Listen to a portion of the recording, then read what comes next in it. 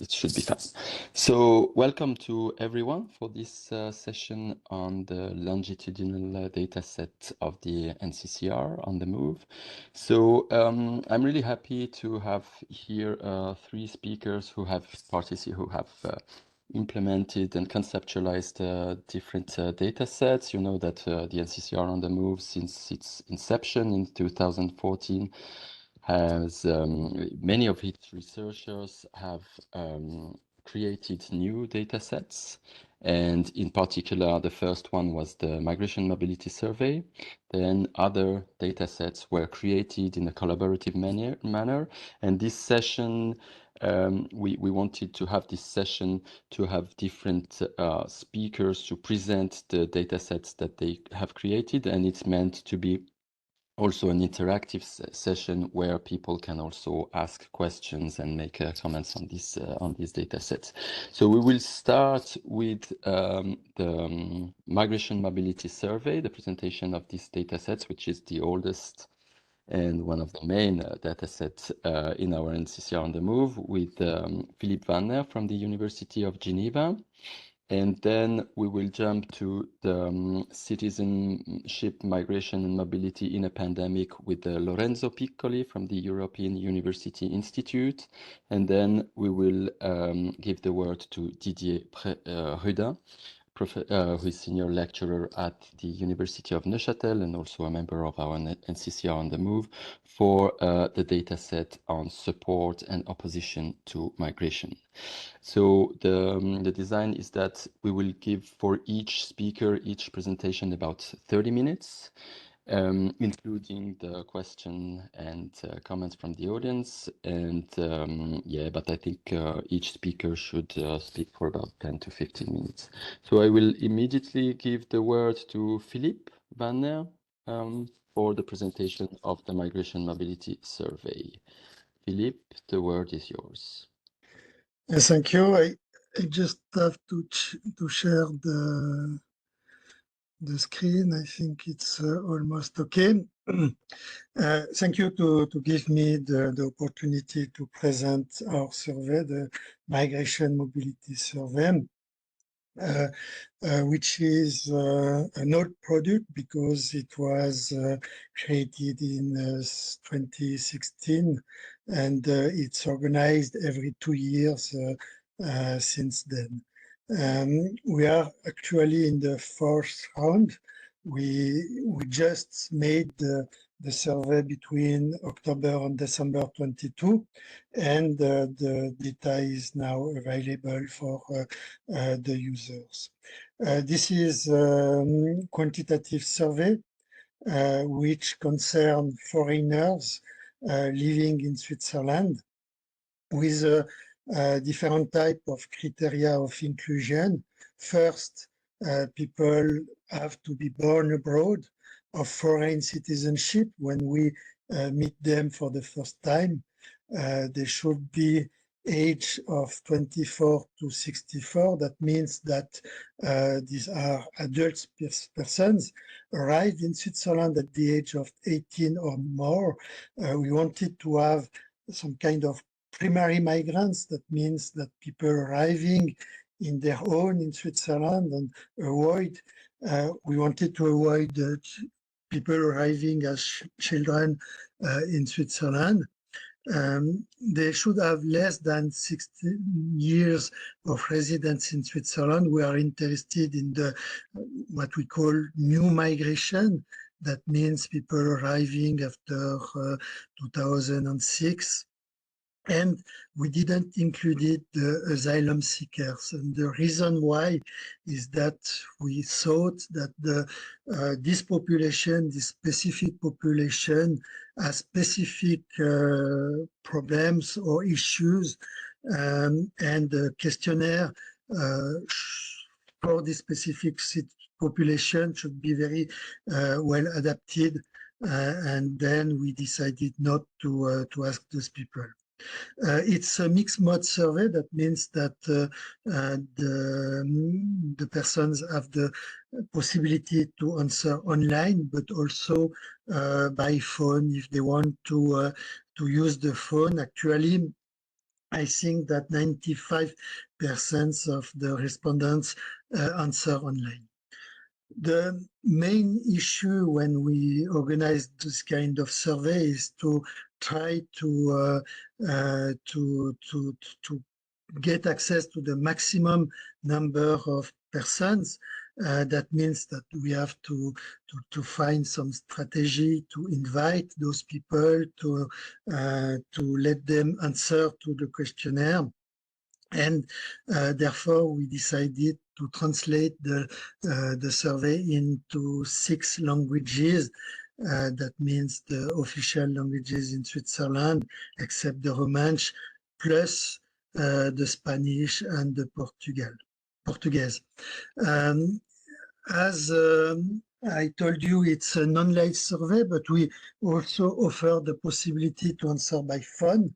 And we organize a survey on a period of approximately two months with some recalls in order to insist to the necessity to answer to this survey. It's a longitudinal survey. It's what is interested. That means that after the first interview, the person have the opportunity to give the authorization to be asked again 2 years after. And then in between, we try to provide some information to those people, to this panel. For instance, we write a letter every year in order to check the addresses and to provide them some information on the survey. We have quite large sample size. The objective of the survey is approximately 6,800 participants, but in reality, we have a bit more participants, approximately 7,200 participants for the case of 2022. We have a rather good participation rate of 50% for the panelists. That means the people that are enrolled in our panel, and 30 to 35% for the refresh sample. That means the people that participate for the first time.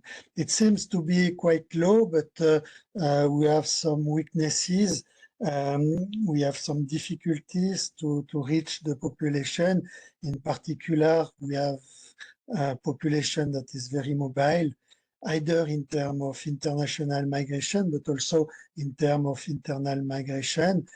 For instance, approximately 20% of the sample leaves Switzerland every year. That means that to reach them again 2 years after the first survey, we have difficulties to find them if they left Switzerland.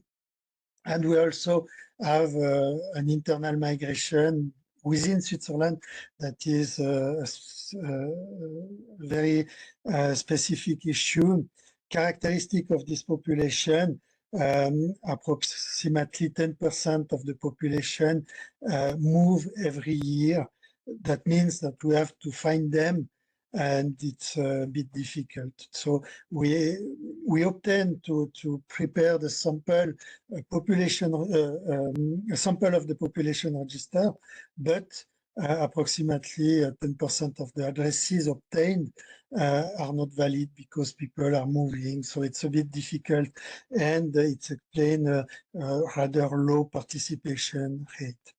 Regarding the questionnaire, we have different modules, screening, the migration history, the citizenship, in particular the intention to apply for the Swiss citizenship, education, employment, before, just after, and now, before the migration, just after the migration, and now, the family configuration, the level of integration in terms of languages, ties with the country of origin or the country of destination, and the social participation in Switzerland, and the lives in Switzerland.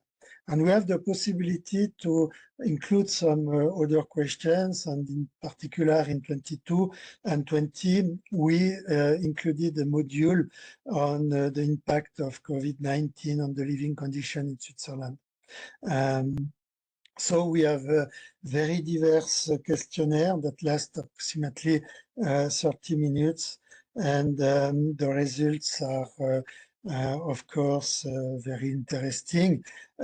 We can check some of the main results in the web page of the NCCR, in particular in the pages referring to the indicators.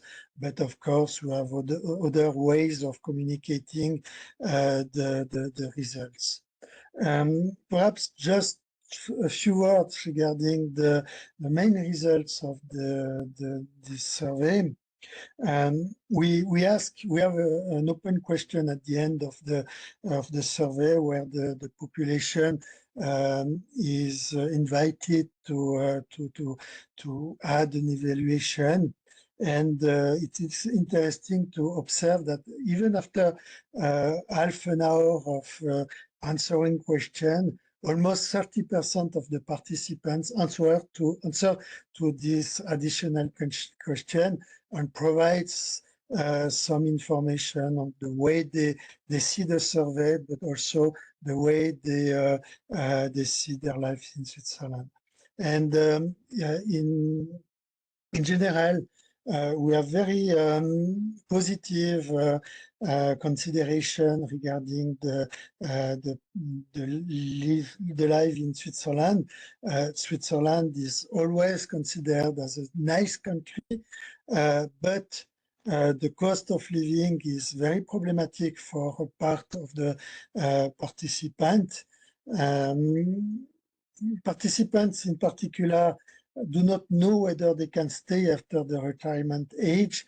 That means that they are in Switzerland, they have pleasure to be in Switzerland, but when we ask them if they want to stay all their life in Switzerland, we can observe that some participants told us that they don't know they will appreciate to be in Switzerland after the retirement age, but there are some economic consideration that may be very problematic.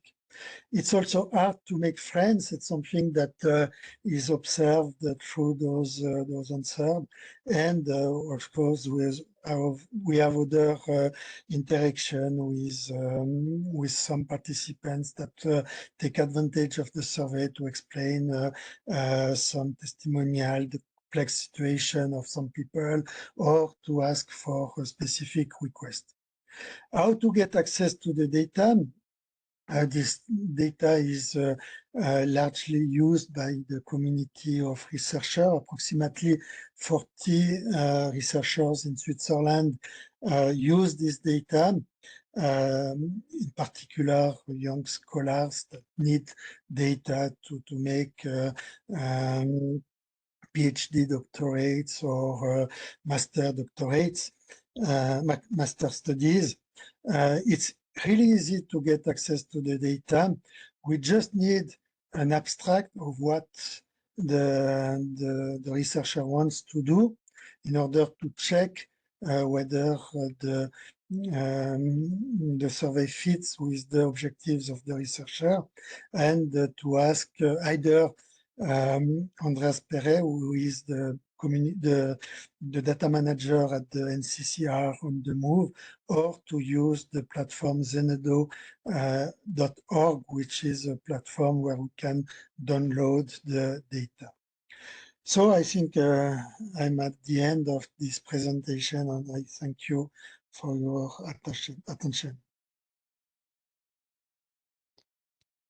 Thank you very much, Philippe, for this nice presentation of the Migration Mobility Survey.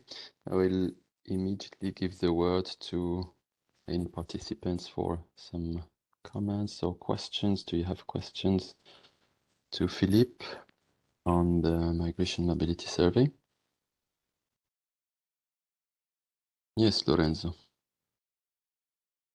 If I may, I don't want to abuse the participant space, but I have two questions. Maybe I should know already. The first, because I'm designing a survey at the moment, and I was wondering why in the migration mobility survey you decide not to include children. So you mentioned, Philippe, that you decided to have only people who are older than 24. And I wonder what is the reason behind that? Because I imagine if one arrives in Switzerland at a younger age, then the socialization process might be different and lead to different outcomes over time. And I have a second question on whether you also include, I think we have discussed this before, but I wonder if you have included some aspects regarding the self-perception of health of migrants in the survey. Thanks. Okay, thanks for your question. So regarding the children, we consider that the topics of the survey, if we want to ask some questions to the second generation of migrants, would be a bit different than the one we decided to choose. That means that we wanted to focus on a specific population arriving in Switzerland based on their own choice. Probably it's not always the case. For instance, in terms of family reunification, probably it's not always a voluntary migration, but it's a decision you can choose to make. If we wanted to include the children, and it's the same case for the asylum seekers or the diplomats, for instance, I think that we would have to modify the survey and the questionnaire, in particular regarding the questions of the trajectory, migration trajectory. And it would have been very interesting to ask other questions in terms of socialization at the young age, education in Switzerland, etc. And we consider that it was not possible to put all those questions in the same questionnaire. And at the same time, there is another group, the live NCCR Lives, that did a survey on the second generation of young migrants. So we consider that the information was already available. The second question regarding health, we just asked one question on subjective health.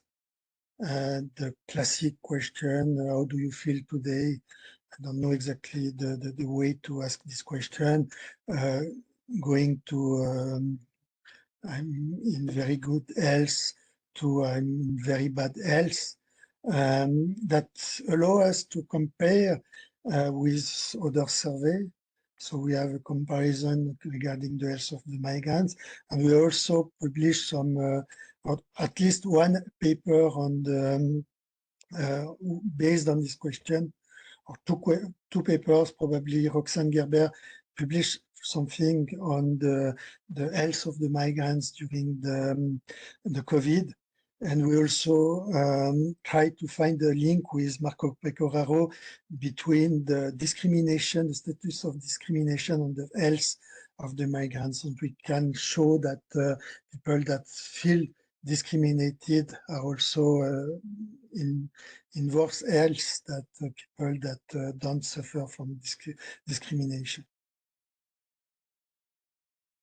Thank you very much, Philippe, for this answer. Other questions to Philippe on the Migration Mobility Survey? Yes, Vesta. Yeah, thank you for your presentation. I had a question regarding the panel parts. I know that for survey, it's really hard to just keep everyone until the end. And my question was to know if there was a selection bias in the people that remain in this panel over time, or if in general people tend to stay because, for instance, I know that highly mobile people tend to just leave and not reachable after that. Yes, there are two steps in this panel. The first step is to declare the intention to answer again to the survey. So at the end of the first survey, we ask the people if they agree to be part of the panel. And at that time, I'm not sure that there is a selection bias. Based on the information we have, we can see that the wish to answer to a second survey is the same, for instance, for male or women. It's the same according to the citizenship or according to other specific characteristic. And there is a second step is to be there and to be reachable 2 years after. And then, yes, there is a bias because people that are not able to stay in Switzerland, for instance, because of the loss of the permit or because they have to leave Switzerland or decide to leave Switzerland, or people that are mobile in Switzerland are more difficult to reach. And it's why we also try to find a way to maintain a contact with them. That means that we write them, we send emails when we don't find them again, in order to understand why we cannot reach them. And we observe that according to the citizenship, for instance, the risk of leaving Switzerland may vary in an important way. Indians in Switzerland, they want to stay in Switzerland in general, but after 2 years, they almost all went back to their country. And then there is this kind of selection bias that is observed.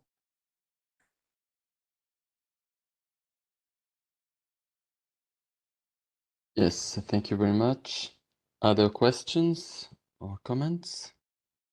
You can also raise the questions on the chat. I will keep track of them. That's the case.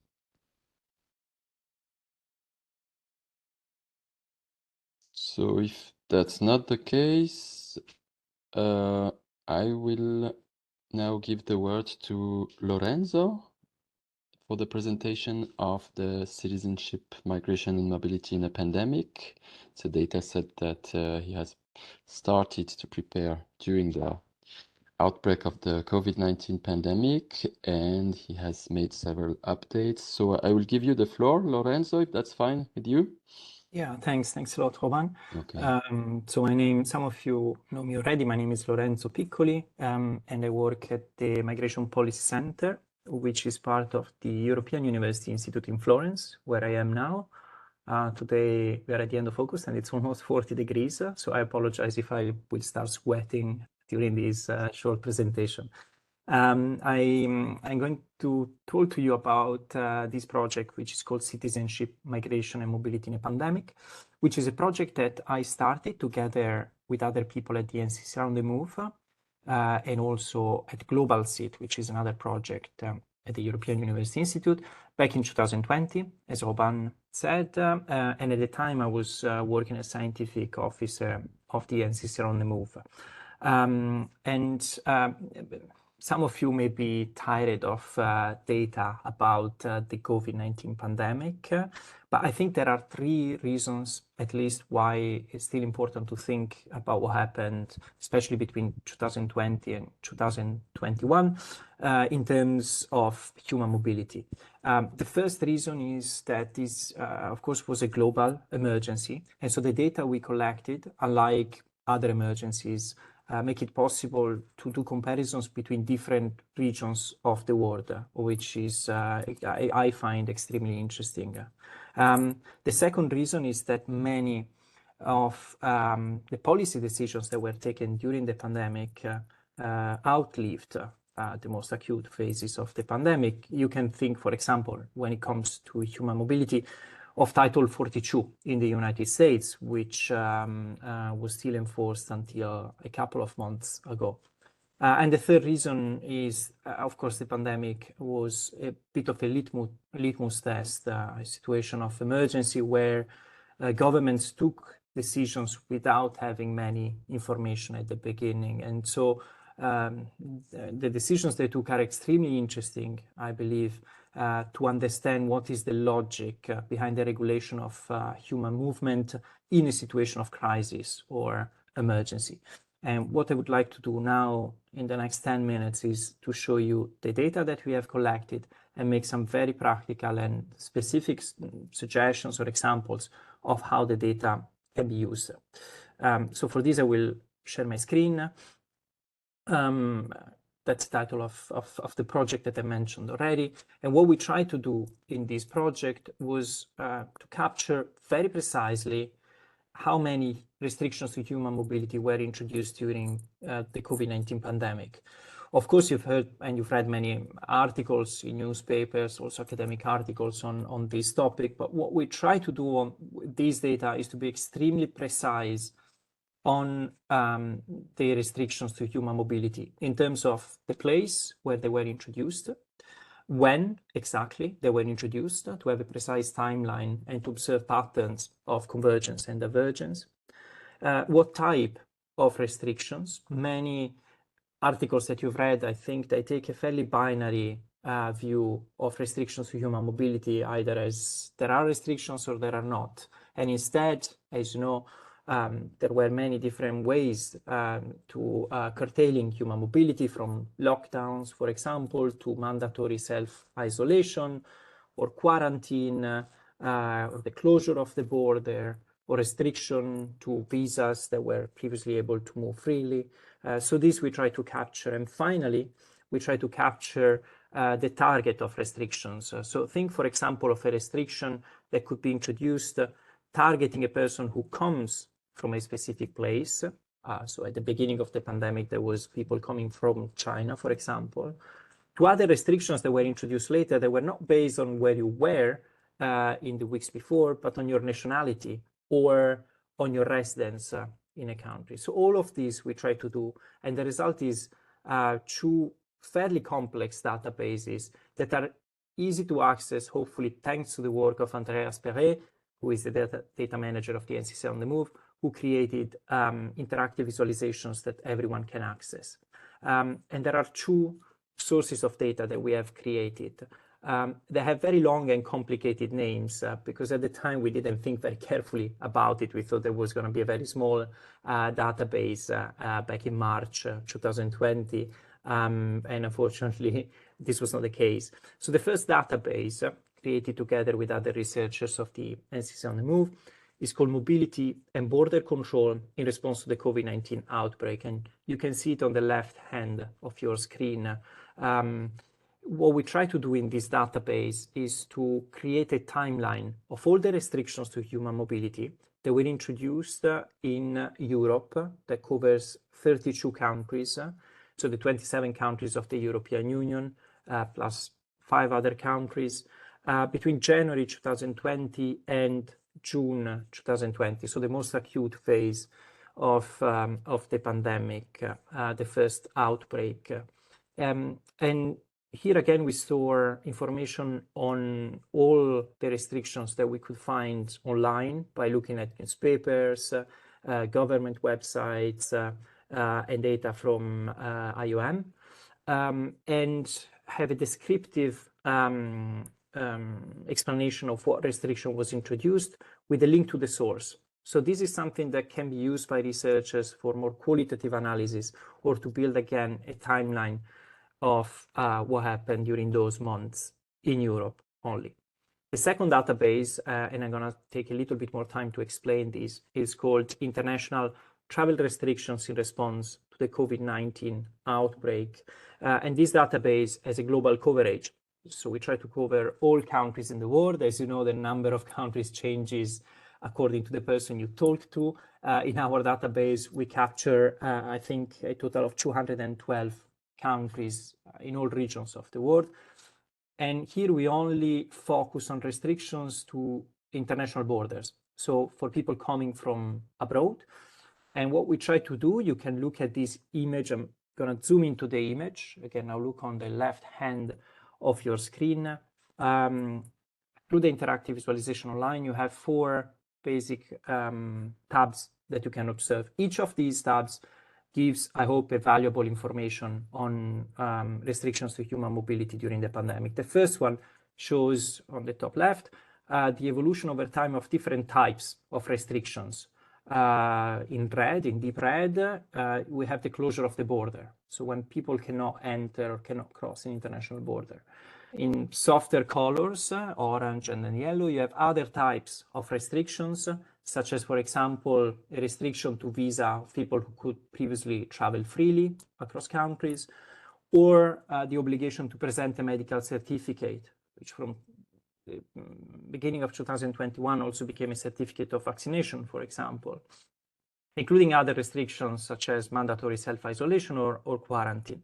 And this you can use, again, to understand longitudinally how different restrictions evolved over time, which restrictions were used by governments, or you can zoom into a specific date in time and observe variation across different countries.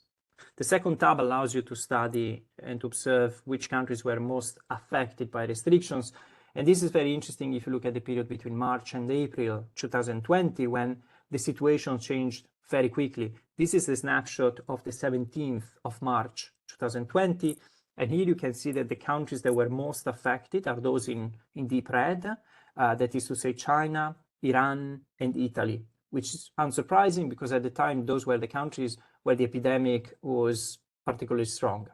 It's interesting to move further in time, because then you will start to see that the countries that were most affected by restrictions were not necessarily those where the epidemic was particularly strong, which makes me and other researchers think that restrictions were also introduced based on other criteria, not only medical criteria. I will come back to that in a second.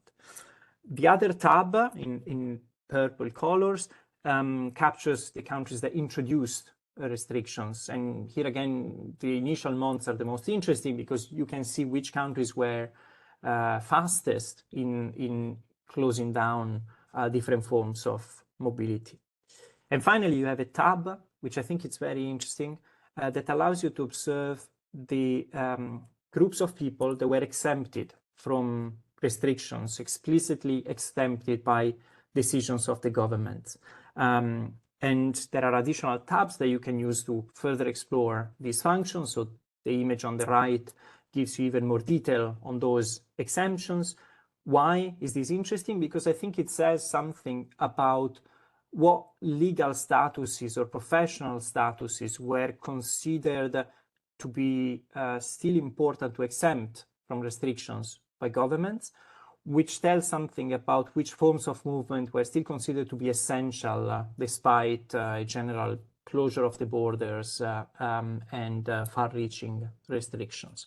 Here again, I will mention something more in a few seconds. So those are the data. In total, this was a really gigantic effort and unfortunately leaning more towards quantity of data than going into detailed description of every situation that happened. The result is 16 million rows of data in the Excel database that you can download online.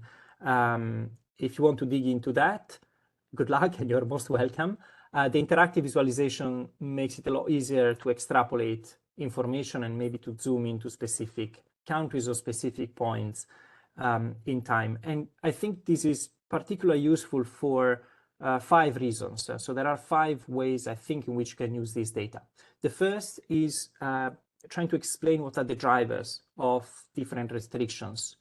I mentioned already medical considerations, but what I seem to understand as important by having a very cursory look at the data is also some political considerations. So countries that have strong connections with each other tend to postpone the introduction of restrictions against or towards those countries. Think of the case of the Commonwealth countries, for example. And there are also countries that might wait before introducing restrictions because they lack administrative capacity. quarantines, for example, or the check of medical certificates is not so easy to enforce. And so some countries might decide not to introduce those restrictions just because they don't have the infrastructural capacity to do so. These are all things that really beg for further research. Not many people have analyzed or studied them into detail. The second way in which the data can be used is by observing patterns of policy convergence and policy divergence. And so what we see, for example, this is the image on the right hand of the screen, is that during the spring of 2020, there was a strong pattern of convergence towards essentially abolishing visa-free permits. And so all countries of the world, including those that previously had the possibility to travel freely without a visa in most other places globally, were no longer privileged during the acute phases of the pandemic. But you can also look at the patterns of convergence in terms of introduction of other restrictions.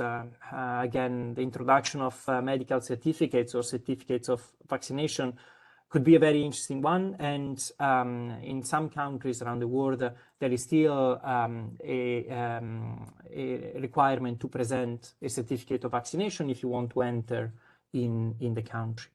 A third way to use the data is, of course, to explore the legality of different measures. There have been some famous cases of litigation where people claim that it was illegal for governments to banish the return of nationals during the pandemic, for example, in Australia, and other countries where legal challenges have been started because of restrictions that were considered to be arbitrary. Of course, these data that we have collected can make it easier to examine such situations from the perspective of lawyers. Another way to use the data is to explain in what ways the pandemic changed or accelerated certain trends in migration policy. Here, one example, for example, is the way in which asylum seekers were treated. What I would suggest is that there was a very quick acceleration of policies of containment against asylum seekers and their right to actually seek asylum. We see that only 4 countries globally made explicit exemptions to restrictions for asylum seekers. They are Spain, Norway, Sweden, and Iceland. And in many other countries around the world, asylum seekers were effectively prevented from traveling to a safe place and claim asylum. So studying those patterns of, again, continuity and change is most important for migration scholars. And finally, and many people have done this already, the data can be used to study the epidemiological effects of different restrictions, whether they worked or whether they did not work. And these data in particular allows to study the effects of different types of restrictions. There have been many studies published already on the effects of border closures. But what I would suggest is that there could be more attention given to other forms of restrictions, such as quarantines, for example, or vaccination certificates, and see whether they have any effect on containing the spread of the virus. Okay, so those are 5 ways in which the data can be used. Of course, data can be used in combination with other data sources. We join a much bigger community of scholars who have tried to systematize information on mobility during the pandemic. And in this table, there is a summary of other databases that we find that cover similar issues. Each of those databases has different strengths and weaknesses. But I think it's fair to say that the databases that we have produced at the NCCR on the Move cover certain aspects, but you can find much more exhaustive information on other aspects of the pandemic, looking at other data sources. And I will leave the table floating online in case you want to cross-check different databases. To finish off, this was a very short presentation of what you can do with the data. There are some articles online that you can check where we discuss the data more in detail, and we also show some preliminary results based on analysis that we conducted.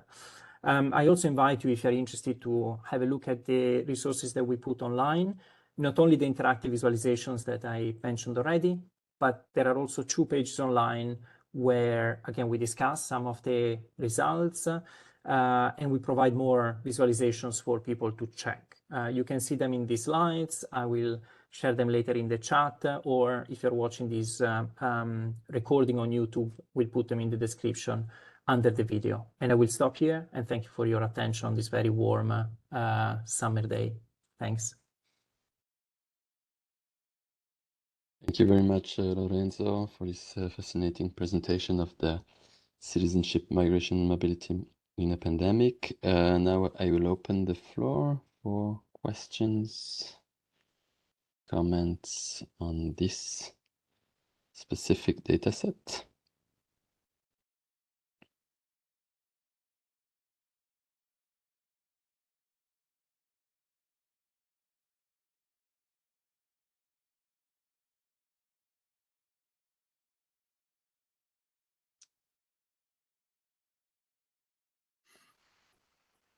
I don't see any question. I remind you that you can also raise them on the chat if you are shy, maybe, or not willing to appear afterwards on YouTube.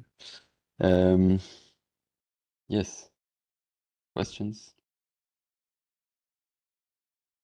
I think it's a fair balance to the last time I spoke to the NCCR on the move. Last time I spoke, I was bombarded with questions for over 1 hour. And so now I'm very happy to see there is none. So It's true, yeah, that compensates. So, but if no questions appear at the moment, then I will give the word to Didier for the last presentation, and maybe we can get back afterwards if some other questions arise.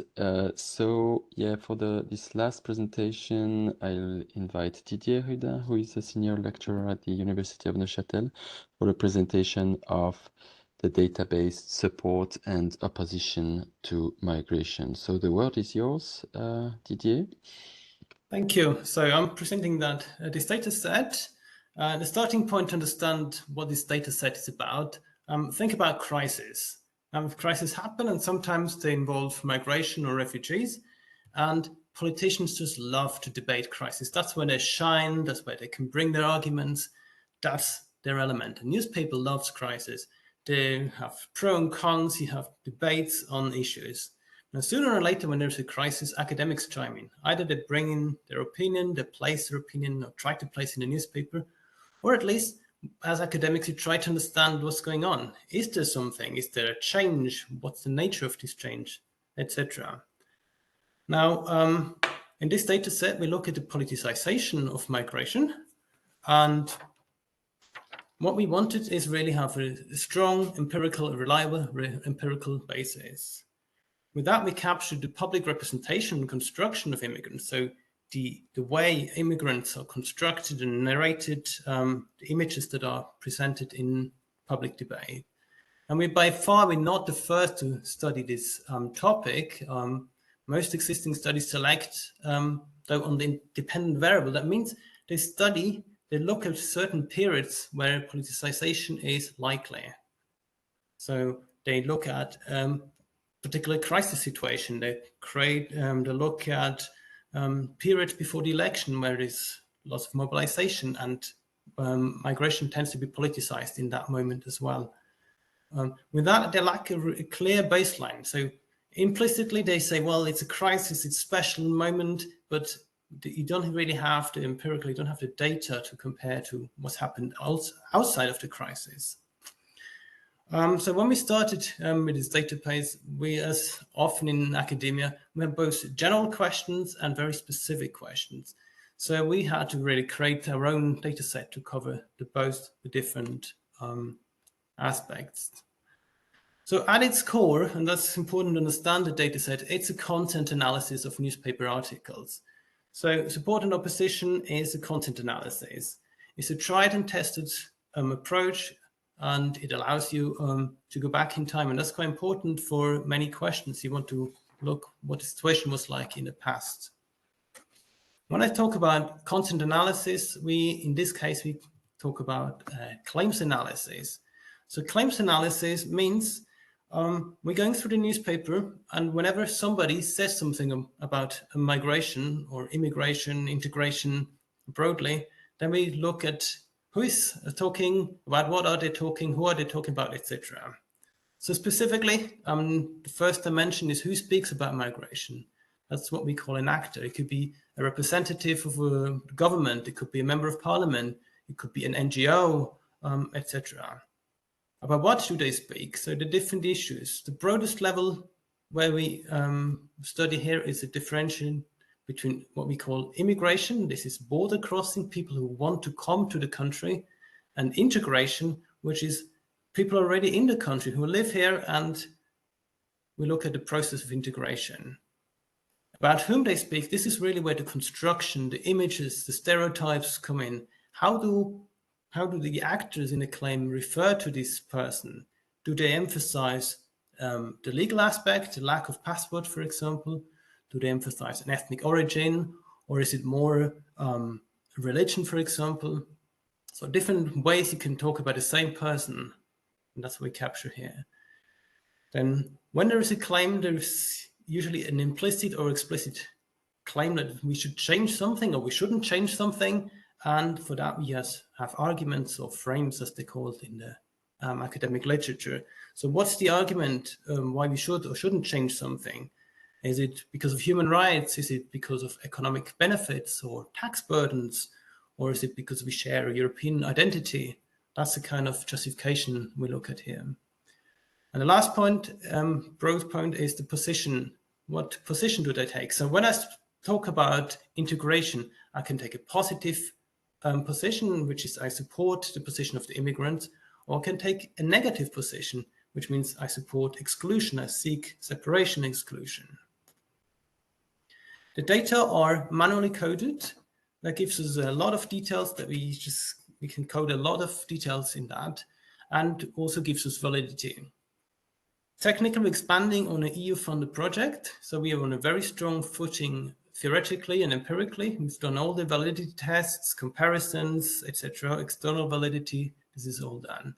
What you see on the right is an extract of the codebook, and here you can see that everything that's in the codebook is in a hierarchy. So you have 1, then you have 1, 1, 1, 1, 1, 1, 1, 2. So everything is in a hierarchy, and that allows us to address broad questions with broad aggregations, and we have a very specific, very narrow codes for the cases when we want to look at very specific questions. So that means we can, depending on the research question, we can use the data sets in quite different ways. It's a random sample of days. That's important because that means we have a representative picture of developments over time. So we really know what has changed. There's variation in the countries, in the periods of politicization.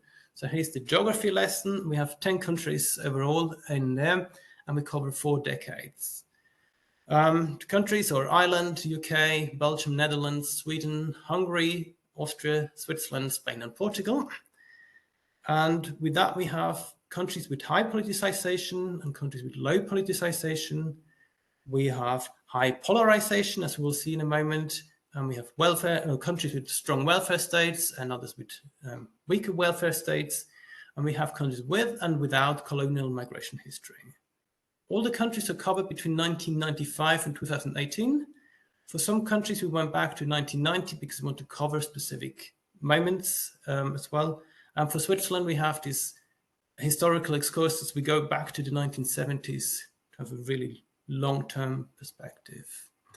Overall, we have 19,000 claims coded, and that's the data, basically. Now, what can we do with the data? I'll give you 2 examples. The first one is this here. So this is when you have a broad question, for example. In this example, we look at the position. So in the graph on your left-hand side, it's -1. That's the negative claim, it's a negative position. I want to exclude migrants or immigrants, asylum seeker, refugees. On the right-hand side, you have the +1. That's the positive stance. You support their position. You want to help them or help them integrate, etc. And the lines, these are the kernel densities. So the higher up you're on this line, that means we have more claims with this particular position. So we have 3 countries that I have picked here just to illustrate what we can do. On the left, you have Austria. You can see the curve is highest at 0.5. So it means partially positive claims are the most common ones in Austria. If you go on the far left here, the negative claims, the Freedom Party is present in the debate, but they're by far not dominant. Maybe as a migration searcher, we always notice when they say something, but they're not dominant in the debate. If you look at the panel on the right, we have Sweden. That's a completely different picture. The dominant claims, the dominant position is at the 0. Look, it's right in the middle, is the peak of this curve. And this is neutral claims about migration, but they don't really take a strong position for or against, in support or opposition. They're just neutral. These are many claims by the Swedish government, and many have a technocratic slant. They just talk about migration, but not really politicized, pro or contra. A completely different picture again we have in Hungary, which is in the central panel here. So you have an extreme polarization. You have the negative claims on the left-hand side is very high, the curve, and then it goes down to the lowest number of the neutral claims, and then you again have some positive claims. So it's either pro, in support of immigration, or contra, against immigration, with the negative side dominating the debate in Hungary. So that's a very broad thing you can do with this data set. The other example I picked for you is just to show that we can go into details. So this is the code that I would use to just create this table. And if you look at the code, don't be afraid. So we choose in this data set of 19,000 claims, only look at claims are in the UK. Only look at claims by the actor number 10, that's government actors. And we look at the type of migrants, which is asylum seekers. So we only look at claims in the UK done by government actors who talk about asylum seekers. And in these claims, we look at the issue. Is it either about immigration or border crossing? We can see, yes, 95% of the claims are about immigration. And the reminder, the 5% are about immigrant integration. So when they refer to asylum seekers, then it's about people coming or just having crossed the border, and it's not about asylum seekers who try to settle and integrate and become part of society. If you wanted to go even more detail, you could read the summary of the claims. Each claim has an English language summary of the claim saying who said what about immigration, in what way, using what justification. Right. So how can we use this data? How do we use them? Publications, obviously, but we also have more than that. We have the NCCR indicators. So if you go to the NCCR website and search there for indicators, you can see the descriptive statistic. You can see how the debate on migration has changed over time, how it's different in different countries, how different actors talk about migration differently. Also, in one of the projects, which is called IP40, is one of the NCCR project, we wrote a background paper. So it's kind of a background section of an article, but it's for the entire project where we can connect to and build on to have the big context to understand how politicization is taking place in different countries. And then we build on specific analysis on these data or on different data on top of that. We also know from ourselves and from other groups that have already used the data. You can download them right now on Zenodo. They're freely available and fully documented. Then on top of the publication, we know of research groups who have used this data as background information to embed an analysis, which are not used with this data, just to understand the context of a different analysis. We know of 2 research groups have used this data for case selection. So if you want to argue why you should study Hungary or Austria or Portugal, here we have empirical data, reliable data to help you make this claim, why these are good countries. We have triangulation of results. So maybe you've studied parliamentary speeches, or you looked at social media, or did something else, press releases, and you want to triangulate, see does it hold up? you have a different source, you can use the support and opposition to migration dataset. In the NCCR, it's also kind of become a methodological reference. So we have other projects looking at media analysis and claims making, and we have the experience now in developing and expanding this data set to guide and help figuring out what variables and what approaches are most suitable for other projects. And the last one, which is probably becoming more and more important, is we now have machine learning. When we started, machine learning was a very different kind as we have it now. But the key challenge of machine learning is validation, validation, and validation, as they call it. And here we have a big data set with labels. We have labels in different dimensions, so it's ideal for validating machine learning approaches. So there you have it, the support and opposition to migration dataset is a large-scale dataset, media analysis, and you can use it in many different ways. Thank you. Thank you very much, Didier, for this presentation. Again, open the floor to questions or comments on the support and opposition to migration. Yes, I can see there is a comment or question in the chat. Yes. From Kim, who is just wondering if you can tell us a little bit more about which types of articles did you select for the data set? Maybe some more details on different countries, if you can. Yes. Some information about that. Thank you. Types of articles. I mean, these are regular newspaper articles. We use this source because it's relatively constant over time. We have this historical dimension in the data set, so you can make comparisons of the 1990s to 2010. You need a reliable source, which is kind of similar to mainstream newspapers. In most cases, we have 2 newspapers per country. So you have a tabloid and a broadsheet newspaper. And then everything in this project is manually done. So we have a manual selection of newspaper articles. We have keywords to support us, but then it's a code book and a human decision-making process to say, yeah, this is an article is really relevant. It talks about migration in this country.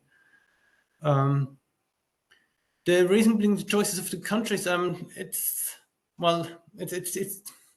a project. We start with the 7 countries, and we just wanted to have this variation in high and low politicization. We wanted to have polarization, non-polarization.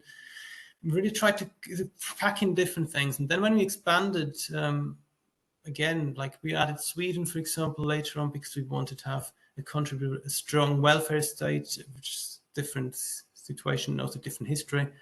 And then we had the opportunity to do it in Hungary, which is Eastern European. And we also had this image in Western European media that Hungary is so tough for migration, and then, well, is it really? We wanted to know that empirically, and so we went out and we had the opportunity to code it and to confirm it, yes.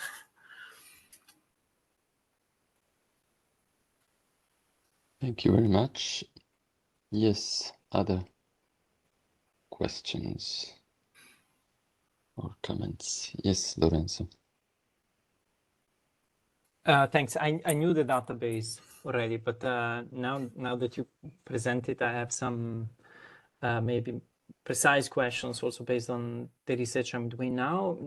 I think one is just a clarification, and the clarification is whether you capture the actors that talk about migration, and I'm sure you capture NGOs, non-governmental organizations.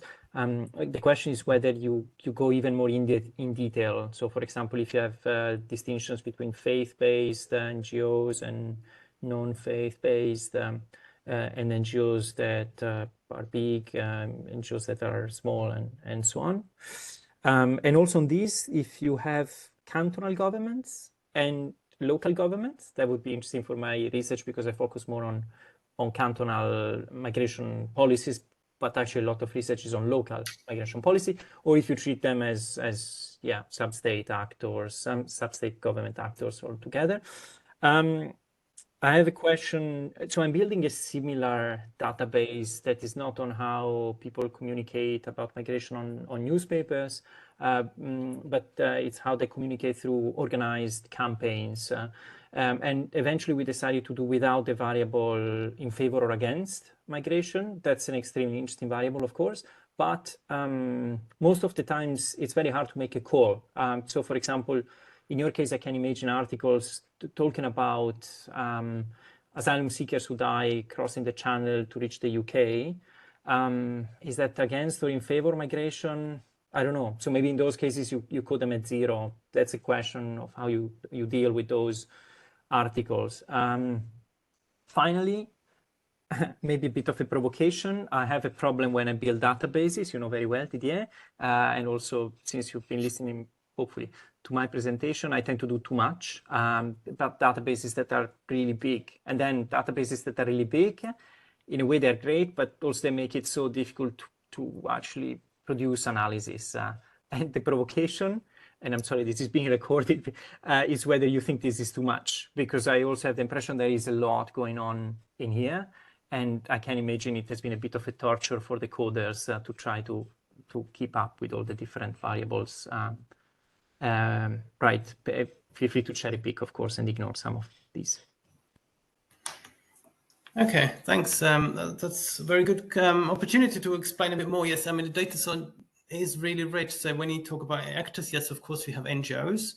But recall we have this hierarchy of coding. So we have NGOs, and then, yes, I can't recall, we haven't a separate category for faith-based NGOs, for example, but we have the name of the NGO, with the name of each parliamentarian who said something. So if you wanted to, you can come back to code it, and you can do it. So again, for the government, I mean, here we have 2 variables actually in the data set. One is it a government, or is it a parliament, or is it the police, etc., the type of actors. And then we have the level of governance. Is it at the national level, is it at the regional level, or is it even at the local level, which is very, very rare, but it does happen. So combining these 2, yes, we could identify your local government actors for you straight away.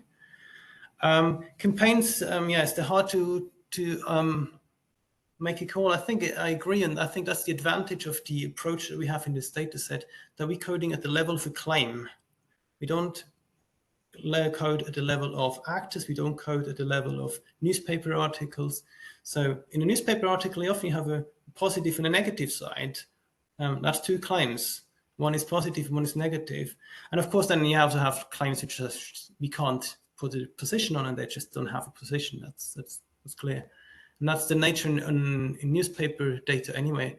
Some information is not always given. Not always there is a clear argument or justification. Sometimes the act is always clear, but then the rest might be missing, and that's the thing.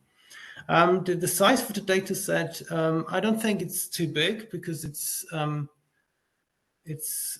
I think this really we learn from other data sets as well. We have this hierarchy of coding, and that really helps. That most of the time so far we worked at relatively high levels of aggregation, but then sometimes we really have specific questions, and then you can. And the advantage is really that if you take, I don't know, 2-3 hours to go through the code book, and then you can also re-aggregate them in a different way. You can work, say, well, I want to combine this set of actors into something else, or I want to identify local government, for example. You can do that. So yeah, it takes a bit, but it's not complicated, and it's not in that size that it's hard to handle yet, I think. Okay.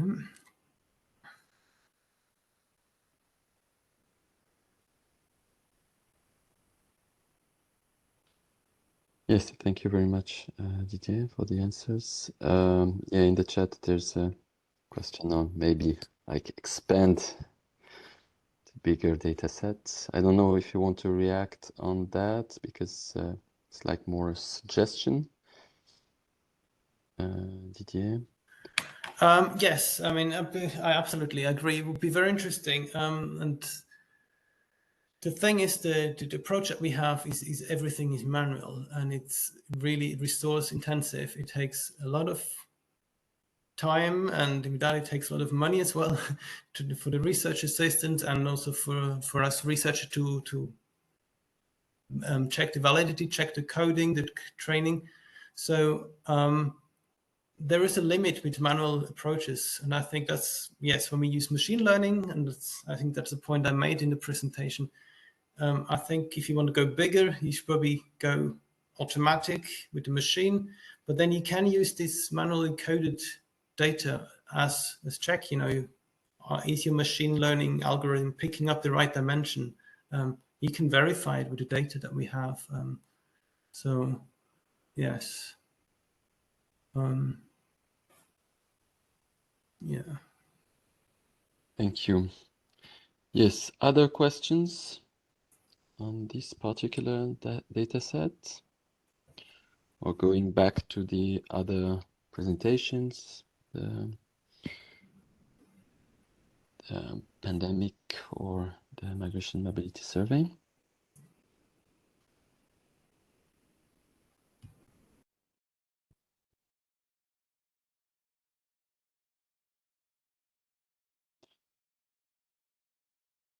Yes, so if that's not the case, I think we will close the session. And I would like to thank you once again for these interesting presentations. I think they are very interesting data sets, and just maybe one thing that I want to ask before closing that is to the speakers. Is it planned for all the data sets that are there some updates that are made? I think that will be, of course, the case for the migration mobility survey. And if you can just tell us this information, and also Didier, are there any updates planned? I know that for the citizen migration and mobility in a pandemic, now it will be closed, or am I right to say so, Lorenzo? I don't know, just I will give you the word, maybe Philippe first, and then Didier and Lorenzo, just to answer that question. Thank you. Yes, the next wave will take place in October 2024 for the migration mobility survey. Thank you, Didier. There will be an update in a couple of months, which is clean, more of a bit of cleaning, but there's no expansion of a time or countries at the moment, but it's not a definite answer, but at the moment, no. Thank you. And Lorenzo? And no updates here, because we think it's most interesting to focus on the initial outbreak of the pandemic. So unfortunately, we will stop updating this for the time being. But that makes sense. Okay, so thank you very much for your attention, also for the participants, and I wish you a great and very hot afternoon. Thank you. Bye-bye.